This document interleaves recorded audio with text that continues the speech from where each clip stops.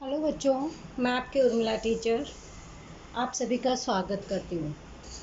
और अब आप सब कैसे हो? आपके शायद घर में भी सब लोग ठीक ही होंगे, है ना। चलो, अभी हम पढ़ रहे हैं इको इको का। आज हमारा 5th लेसन यानी गरीबी शुरू हो रहा है। अब गरीबी गरीबी क्या है ये तो आप अच्छे से जानते ही होंगे। मैं ऐसा नहीं कह रही कि आप लोग गरीब हो, बट गरीबी का तो करीब करीब सभी लोगों को पता है कि गरीबी कई तरीके की होती है। एक तो जिसके पास कुछ भी नहीं होता वो भी एक गरीब ही होता है, और होते हुए भी जो सिर्फ वो मना कर देता वो उससे भी बड़ा गरीब होता है। चलो, अभी हम शुरुआत करेंगे इसकी प्रस्तावना से। गरीबी अर्थतंत्र में परिवर्ती की एक ऐसी परिस्थिति है जिसमें समाज का एक वर्ग अपनी मूलभूत न्यूनतम आवश्यकताएं भी संतुष्ट नहीं कर सकता। यानी गरीबी किसको कहते हैं? जो व्यक्ति अपनी मूलभूत आवश्यकता में क्या होती है? रोटी, कपड़ा और मकान, यानी खाने को चाहिए, रहने को चाहिए और अपने शरीर ढकने को कपड़े चाहिए। यानी ये सबसे कम जो आवश्यकता हमारी, ये 3 आवश्यकता है। अगर व्यक्ति इन 3 की भी पूर्ति नहीं कर सकता उनके, तो वो क्या कहलाता है? गरीब कहलाता है। अधिकांश विकासशील देशों में जहाँ प्रति व्यक्ति आय का प्रमाण नीचा, यानी ऐसे कई अधिकांश विकासशील देश हैं जहाँ पर व्यक्ति की इनकम बहुत ही नीची होती है, या फिर आय का असमान वितरण, या कई बार क्या होता है कि अलग अलग, यानी किसी को क्या मिल रहा है, जॉब एक ही होता है लेकिन उनके आय में भी अंतर होता है। ये भी हमें वहाँ पे देखने को मिलता है। वहाँ आबादी का बड़ा हिस्सा जो कि गरीब है, वह अपना जीवन जैसे कि मूलभूत आवश्यकताएं जैसे कि पर्याप्त पोषक आहार, कपड़ा, अच्छा आवास भी प्राप्त नहीं कर सकता है। अब जब व्यक्ति के पास पैसे नहीं होंगे, इनकम कम होगी, असमान वितरण होगा इनकम का, तो वे व्यक्ति क्या करेंगे? उनके पास ना तो अच्छे से खाने के लिए चीज़ें होगी, यानी पौष्टिक आहार जिसे हम बोलते हैं, ना तो वो पूरा कर पाएंगे, पहनने को अच्छे कपड़े नहीं मिलेंगे, और ना ही उन्हें रहने की सुविधा प्राप्त होती है। तो दूसरी तरफ धनी और समृद्ध वर्ग ऊंची आय के साथ ऊंचा जीवन स्तर जीता है। अब जिनकी इनकम अच्छी है, बहुत अच्छी है, तो वो क्या करेंगे? उन्हें तो धनी लोग ही बोलेंगे, भाई ये पैसे वाले अमीर है। तो क्योंकि उनकी इनकम अच्छी होती है तो वो अपना जीवन स्तर भी अच्छे से ऐशो आराम की जिंदगी से जीते हैं। अर्थतंत्र में दिखाई देने वाली इस आर्थिक असमानता के कारण समाज में असंतोष, अशांति, ईर्ष्या, द्वेष की भावना और वर्ग विग्रह जैसी परिस्थितियां देखने को मिलती है। जब दो लोग होते हैं, एक पैसे वाला होता है, एक अमीर होता है, तो उन दोनों में, यानी ऐसा कोई समाज होता है, समाज में क्या होता है कि पैसे वालों की बोलबाला रहता है। ये तो हर जगह, हर घर की भी कहानी है, हर समाज की कहानी है कि जिसके पास पैसा है वो कुछ भी करे तो सब कुछ सही है, लेकिन जैसे ही गरीब व्यक्ति है उसमें असंतोष रहता है, अशांति रहती है, क्योंकि आपस में झगड़े वगैरह रहते हैं, आपसी द्वेष की भावना रहती है, जलन की भावना रहती है, और जिससे क्या होता है? आपसी वर्ग विग्रह यानी लड़ाई झगड़े का सा माहौल बना रहता है। ऐसी परिस्थितियां हमेशा देखने को मिलती है। मानव विकास अहवाल 1997 के अनुसार आर्थिक विकास एक साधन है, यानी लोगों का आर्थिक विकास करना ये भी एक साधन है, क्योंकि ये बहुत ज़रूरी है। मानव विकास उसका ध्येय है, यानी आर्थिक विकास होगा तो उसका उद्देश्य क्या होगा? मानव का विकास करना है। इसलिए आर्थिक विकास के साथ साथ गरीबी में भी तेजी से कमी हो यह अपेक्षित है। अब अगर मानव का विकास हो जाता है, आर्थिक विकास हो जाता है, तो ये जो असमानता है, आय की असमानता है, वो भी धीरे धीरे कम होनी हो जाएगी, और जो गरीब लोग हैं वो भी धीरे धीरे कम हो जाएंगे, क्योंकि उन्हें भी आय समान रूप से मिलने लगेगी, जिससे वो अपना जीवन स्तर भी अच्छे से जी सकते हैं। तब आर्थिक विकास सही अर्थ में विकास नहीं कहा जा सकता। इस संदर्भ में भारत में आयोजन काल के दौरान गरीबी उन्मूलन के उद्देश्य को ध्यान आयोजन का एक महत्वपूर्ण ध्येय के रूप में स्वीकार किया गया। विशेष रूप से 5वीं पंचवर्षीय योजना और उसके बाद की पंचवर्षीय योजना में गरीबी के उन्मूलन के लिए एक व्यूह रचना के अंतर्गत विशेष कार्यक्रम और योजनाएं शुरू की गई, परंतु गरीबी में लक्ष्यांश के अनुसार कमी नहीं आ सकी। यानी गरीबी पंचवर्षीय योजनाओं से में भी क्या उद्देश्य रखा गया था, उनका लक्ष्य क्या था कि गरीबी किसी भी प्रकार से कम की जाए, लेकिन फिर भी गरीबी को कम नहीं किया जा सका। अब हम पढ़ेंगे गरीबी का अर्थ, यानी गरीबी क्या होती है।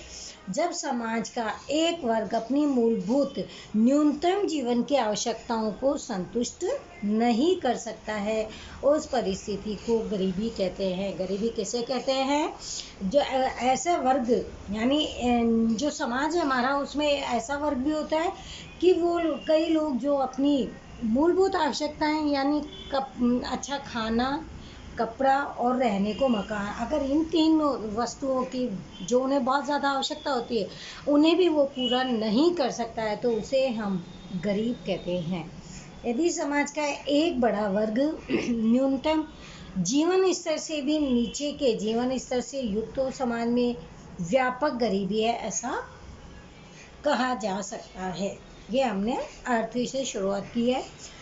विश्व के अधिकांश देशों में गरीबी का अर्धघटन करने का प्रयास किया है, परंतु गरीबी एक सापेक्ष संकल्पना होने से उसका अर्थ समय, स्थान और समाज बदलता रहता है। गरीबी के अधिकांश अर्धघटनों में समाज के एक औसत जीवन स्तर को ध्यान में रखकर समाज में प्रवर्तमान असमानताओं को दर्शाया जाता है। यानी जीवन स्तर को कैसे ध्यान में रखते हैं कि लोगों के में जो असमानता है। अब कोई व्यक्ति अच्छे कपड़े पहन लेता है, मॉल से लाता है, और कोई रोड पे से जानी छोटी मोटी दुकानों से खरीद लेता है। अब ये इनमें एक असमानता ही दिखाई देती है, क्योंकि जो ऊंचा जिसके पास पैसा है वो तो मॉलों में जाके लेगा, लेकिन जिनके पास कम इनकम है, कम पैसा है, तो वो नॉर्मल छोटी दुकानों से भी खरीद सकते हैं। ये मैंने एक एग्जाम्पल के जरिए आपको बताया है। जिससे विकसित और विकासशील देशों में गरीबी निश्चित करने के स्तरों में अंतर देखने को मिलता है। इस संदर्भ में गरीबी के अलग अलग अर्धघटनों को दो भागों में बांटा है। एक है गरीबी का परंपरागत अर्थ अथवा आय रूपी गरीबी, और दूसरा है गरीबी का आधुनिक अर्थ अथवा गैर आय रूपी गरीबी। दो पॉइंट है इसमें।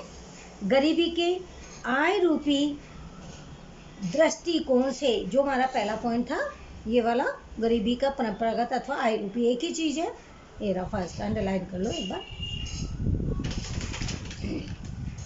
से जीवन, यानी गरीबी के आय रूपी दृष्टिकोण से जीवन जीने के लिए आवश्यक चीज वस्तु और सेवाओं की खरीदी के लिए निश्चित किए गए आय एवं खर्च का न्यूनतम स्तर अर्थात गरीबी रेखा। ये क्या कह रहे हैं? जीवन जीने के लिए आवश्यक चीज वस्तु और सेवा, यानी अपने जीवन जीने के लिए जो बहुत ज़्यादा जरूरी है ऐसी वस्तुएं खरीदने के लिए भी निश्चित के आय और खर्च का न्यूनतम स्तर, यानी उसमें से भी इनकम में से सबसे कम जो खर्चा किया जाता है, यानी कब करेंगे? जब उनके पास इनकम नहीं होगी, यानी कि गरीबी रेखा, यानी गरीब और गरीब से भी नीचे रेखा। गरीबी रेखा के द्वारा निश्चित किए गए आय या खर्च के न्यूनतम से भी कम आय प्राप्त करने या खर्च करने वाले वर्ग को गरीब कहते हैं। इस प्रकार इस अर्धघटन के अनुसार गरीबी एक अभाव की स्थिति है। भारत में गरीब रेखा के लिए आवश्यक निश्चित न्यूनतम कैलोरी प्राप्त करने के लिए आवश्यक भोजन पर होने वाला न्यूनतम उपभोग को खर्च में के ध्यान में रखा जाता है, परंतु इस पद्धति से निश्चित हुई गरीबी रेखा की मर्यादा यह है कि वह सिर्फ अपर्याप्त भोजन यानी भुखमरी की स्थिति को ही दर्शाता है। गरीबी सिर्फ भुखमरी की स्थिति नहीं है। न्यूनतम औसत जीवन स्तर की संकल्पना में भोजन के अतिरिक्त अन्य बातें जैसे कपड़ा, आवास, शिक्षा, स्वास्थ्य, स्वच्छता, पीने का शुद्ध पानी इत्यादि आधारभूत सुविधाओं का भी इसमें समावेश होता है। और इससे गरीबी का आधुनिक अभिगम के रूप में गैर आय रूपी गरीबी की ख्याल अधिक महत्वपूर्ण बना है। ये अभी हमने पढ़ा गरीबी के आय रूपी दृष्टिकोण में। अब है आधुनिक अर्थशास्त्र के मत अनुसार आय रूपी गरीबी वह गरीब का एक महत्वपूर्ण पहलू है, परंतु उससे भी मानव जीवन का एक छोटे हिस्से का ही ख्याल आता है। कार्य करने तथा पसंदगी के लिए जो स्वतंत्रता धनी लोगों के पास उपलब्ध होती है, वह गरीबों के पास कभी भी नहीं हो सकती है, क्योंकि उनके पास पैसा होता है तो वो कार्य काम कौन सा करेंगे वो भी उनके ऊपर होता है। और जो क्योंकि कारण क्या है कि उनके पास पैसा होता है, अपनी मन मर्जी जा वो छोटा मोटा काम क्यों करेंगे, पैसा है तो वो ऊंचा ही अच्छा ही काम करने वाले हैं। और ये उनके पास एक उपलब्धि होती है, पसंदगी होती है, स्वतंत्रता होती है। इस संदर्भ में गरीबों की पूर्ण संकल्पना प्राप्त करने में सिर्फ आय के संदर्भ में वंचितता का विचार न करते हुए उसके अतिरिक्त मानव के विकास हेतु आवश्यक बातें जैसे कि शिक्षा, दीर्घायु यानी लंबी उम्र एवं स्वास्थ्य जीवन, उच्च जीवन स्तर, व्यक्तिगत स्वतंत्रता, अवसरों की उपलब्धता,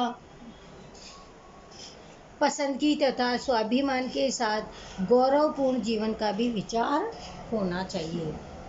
संयुक्त राष्ट्र विकास कार्यक्रम के मानव विकास एक अहिवाल में मानव विकास आंक SDI जो हमने पहले पढ़ लिया है और मानव गरीबी आंक SPI की गणना में मुख्य 3 बातें ये जो हम पढ़ चुके हैं, साक्षरता, स्वास्थ्य और जीवन स्तर का समावेश किया गया है, जिसमें शिक्षा के लिए साक्षरता दर एवं पंजीकृत दर, स्वास्थ्य के लिए जन्म के समय अपेक्षित आयु और अच्छा जीवन स्तर के लिए प्रति व्यक्ति की कुल घरेलू उत्पादन का समावेश किया गया है। ये अभी हमने गरीबी के अर्थ को पढ़ा। अब पढ़ेंगे गरीबी का स्वरूप। गरीबी की संकल्पना को अधिक अच्छे से समझने के लिए अर्थशास्त्रियों ने गरीबों के उसके स्वरूप के आधार पर 2 भागों में बांटा है। एक तो निरपेक्ष गरीबी और दूसरा है सापेक्ष गरीबी।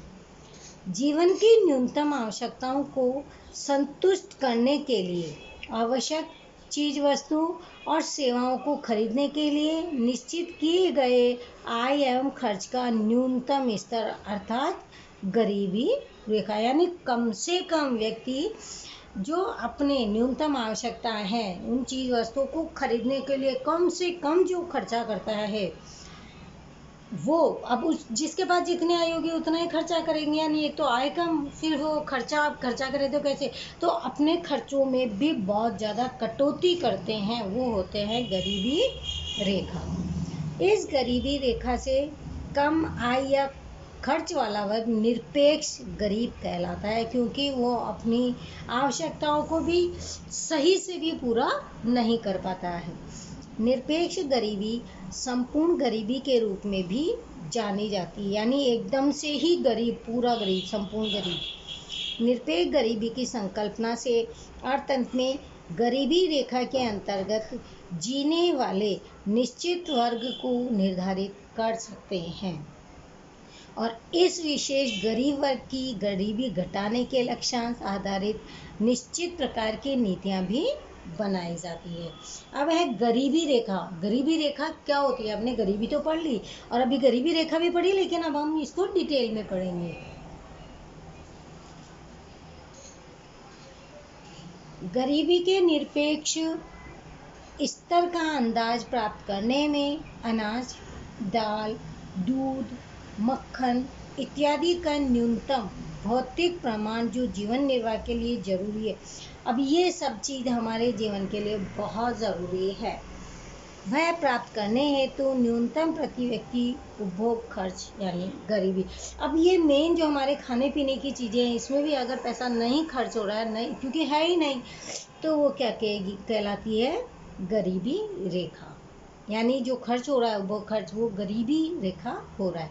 यह प्रति व्यक्ति न्यूनतम उपभोग खर्च निश्चित करने के लिए आयोजन के शुरुआत में Indian council of medical research के द्वारा ग्रामीण क्षेत्रों के लिए प्रति व्यक्ति दैनिक 2400 कैलोरी यानी इतनी होनी चाहिए। मेडिकल वालों ने जब रिसर्च किया था तो गांव के जो लोग हैं उस क्षेत्र में हर व्यक्ति की कैलोरी 2400, शहरों के लिए 2100 कैलोरी। अब इसमें 2400 क्यों है गांव में? क्योंकि वो मेहनत ज़्यादा करते हैं तो उनको कैलोरी की आवश्यकता भी बहुत ज़्यादा होती है बनस्पत शहरी लोगों की। शहरी लोग इतनी मेहनत नहीं करते हैं, और ये जरूरी है कि इनमें अब ये कैलोरी आएगी किससे? खाने पीने से, दूध, घी, मक्खन, दाल, अच्छी सब्जियां, पौष्टिक आहार, इनसे। इस पद्धति को आयोजन पंच द्वारा 1969 में मंजूर किया गया था। अंडरलाइन कर लो, 2400 और 2100 का मंजूर किया 1969 में। और 1960 और 61 की कीमतों को आधार वर्ष मानकर 20 रुपये मासिक प्रति व्यक्ति निश्चित किया गया।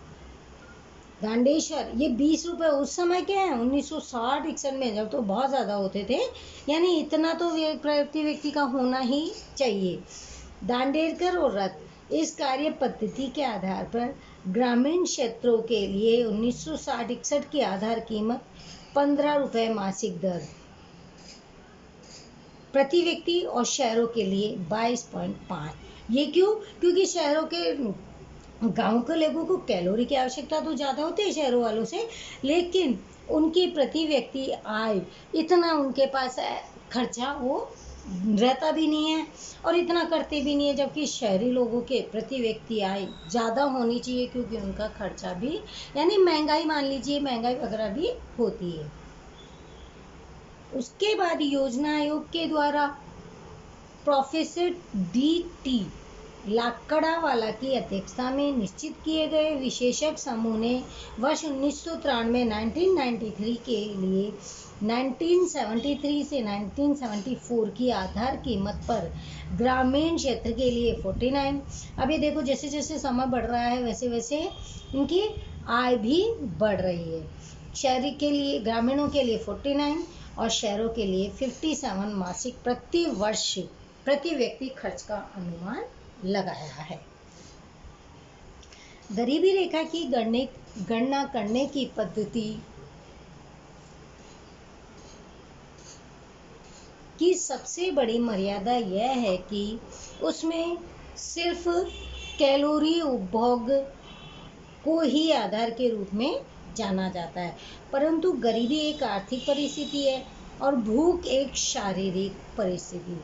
यानी गरीबी है, वो उसकी दशा है, उसकी परिस्थिति ऐसी है कि वो गरीब है, लेकिन खाना शरीर के लिए बहुत आवश्यक है। ये वो इससे, क्योंकि व्यक्ति को क्या है, भूखा वो रह ही नहीं सकता। हम एक दिन रहेंगे, 2 दिन रहेंगे, लेकिन हमारे लिए भोजन बहुत जरूरत रहती है। इससे गरीब रेखा भुखमरी रेखा बनकर रह जाती है।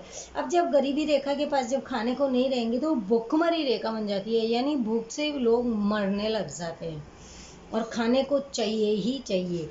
गरीबी रेखा की संकल्पना को गतिशील बनाने के लिए जीवन की गुणवत्ता का न्यूनतम स्तर निश्चित करना चाहिए। उसके लिए जीवन जरूरी सुविधा जैसे कि पौष्टिक एवं संतुलित स्वास्थ्य, बिजली, रसोई, ईंधन, कपड़ा, शिक्षा पर किया गया खर्च, आवास इत्यादि बातों का समावेश भी किया जाना चाहिए। इस संबंध में अब ये हमारे जीवन की एकदम जरूरी सुविधा है जो ये, और संतुलित आहार वो सही रहना चाहिए, उसके पास लाइट बिजली की सुविधा होनी चाहिए, रसोई में उसको ईंधन की जरूरत पड़ती है, पहनने को कपड़ा चाहिए और थोड़ा बहुत शिक्षा पर भी खर्चा होना चाहिए। इस संदर्भ में गरीबी मापक की पद्धति पुनर्रचना करने के लिए प्रोफेसर सुरेश तेंदुलकर की अध्यक्षता वाली समिति ने अपने अहवाल 2009 में सरकार को सौंपा। समिति ने गरीबी रेखा को निश्चित करने वाली नई कार्य पद्धति की, जिसमें कैलोरी के उपभोग हेतु आवश्यक खर्च के अतिरिक्त शिक्षा और स्वास्थ्य हेतु खर्च का समावेश किया गया। इस नई पद्धति के अनुसार वर्ष 2011-12 के लिए प्रति व्यक्ति मासिक उपभोग खर्च ग्रामीण क्षेत्रों के लिए और 816 शहरों के लिए 1000 गरीबी रेखा के ऊपर में निश्चित किया। ग्रामीणों के लिए कितना गया? 816 और शहरी व्यक्तियों के लिए 1000 निश्चित किया गया।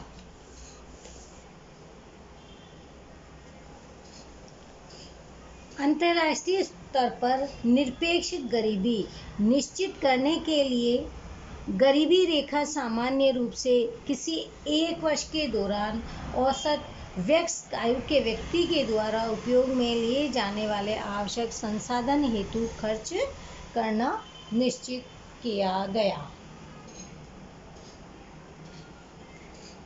अंतर्राष्ट्रीय स्तर पर गरीबी रेखा का निर्धारण विश्व बैंक के द्वारा वर्ष 2005 यह अंडरलाइन कर लो आधार पर दैनिक आय $1.25 निश्चित किया गया, जो वर्ष 1901 में $1 था। उसको बढ़ा करके कितना कर दिया, 1990 में था $1, जो कि 2005 में $1.25 कर दिया गया, और वर्ष 2015 में वह दैनिक आय का $1.90 निश्चित किया गया। अंतर्राष्ट्रीय गरीबी रेखा की मदद से अलग अलग देशों में एक ही मापदंड के द्वारा निरपेक्ष गरीबी की तुलना भी की जा सकती है। आज हम इतना ही पढ़ेंगे। अब एक बार रिपीट वापस से कर लेंगे। आज हमने क्या पढ़ा था, गरीबी। गरीबी क्या होती है, प्रत्येक व्यक्ति की हमारी जो न्यूनतम आवश्यकता होती है, सबसे ज़्यादा मेन आवश्यकताएं क्या होती है हमारी, रोटी, कपड़ा और मकान। अब व्यक्तियों को अपनी आवश्यकता की पूर्ति करने के लिए इन 3 चीज़ों की बहुत ज़्यादा आवश्यकता पड़ती है, और जो व्यक्ति अपनी इन तीनों आवश्यकताओं को भी सही से पूरी नहीं कर सकता है तो वो गरीब कहलाता है, क्योंकि उनके पास इतना पैसा नहीं होता। अब उसका कारण क्या होता है कि जो उसमें आय असमान आय होती है। एक तो जो कम आय वाले व्यक्ति होती है उनके प्रति व्यक्ति आय कम होगी तो उनके खर्चे भी उनको उस हिसाब से करने पड़ते हैं। लेकिन इसमें क्या होता है कि धनी और समृद्ध वर्ग, अब उसमें पैसे वाले जो होते हैं, धनी वर्ग जो होता है, उनकी आय अधिक होती है तो उनके खर्चे भी उस प्रकार से होते हैं। अब सबसे मेन बात यह है कि जिसके पास पैसा होता है तो उसको ये स्वतंत्रता होती है कि मन पसंद अपना काम भी खर्च कर सकते हैं और खर्चा भी अपने अनुसार ही कर सकते हैं। ये सारी सुविधाएं गरीब व्यक्ति के पास नहीं होती। उसको जो भी काम मिलता है वो उसे करना पड़ता है, क्योंकि उसके पास कोई ऑप्शन ही नहीं रहता। इसमें फिर गरीबी का अर्थ बताया गया है कि गरीबी होती क्या है। गरीबी को फिर 2 भागों में बांटा गया था, गरीबी का परंपरागत और गरीबी का आधुनिक अर्थ यानी गैर आय रूपी। अब कई बार क्या होता है कि जब अगर गरीबी को दूर करना है तो क्या करना पड़ेगा, लोगों के आय में जो असमानता है उसमें कटौती करनी पड़ेगी, यानी समान वितरण देना पड़ेगा ताकि लोगों की गरीबी थोड़ी सी दूर हो सके। अब जीवन स्तर के लिए व्यक्ति को स्वतंत्र, अब सबसे मेन क्या है कि गरीबी व्यक्तियों के स्वास्थ्य का, शिक्षा का, खान पान का, पौष्टिक आहार का, रहने का, इन सब की आवश्यकता जो भी है उनका भी संपूर्ण रूप से ध्यान रखना आवश्यक है। फिर हमने पढ़ा गरीबी का स्वरूप। गरीबी के स्वरूप में भी यही था, इसको 2 भागों में बांटा था, निरपेक्ष गरीबी और सापेक्ष गरीबी। निरपेक्ष गरीबी हमने पढ़ी, निरपेक्ष गरीबी में आती है गरीबी तो जानते हैं, लेकिन गरीबी रेखा यानी जो व्यक्ति अपने उपभोग खर्च, यानी एक तो आय कम है और जो थोड़ा थोड़ा उनको जो खर्च करना है, उपभोग करना है खाने पीने में, वो व्यक्ति वो भी ढंग से नहीं कर पाता, उसमें भी वो कटौती करता है, उसे कहते हैं गरीबी रेखा। तो इसी में है ना मेडिकल रिसर्च, इंडियन काउंसलिंग, जब मेडिकल रिसर्च ने काउंसलिंग की तो उन्होंने क्या कहा, उन्होंने कहा कि गाँव में जो दैनिक व्यक्ति है, गाँव के जो व्यक्ति हैं उनको रोज उन्हें 2400 कैलोरी की आवश्यकता होती है, जो शहरों में उन्हें 2100 की होती है। क्यों होती है, क्योंकि गाँव के लोग, अब गाँव में है, कृषि का काम भी होता है, खेती बाड़ी होती है, तो उनको कैलोरी की आवश्यकता भी ज़्यादा होती है और शहरी के लोगों में इतनी आवश्यकताएं नहीं होती। उसी प्रकार से उनकी मासिक प्रति व्यक्ति आय भी निश्चित की गई थी।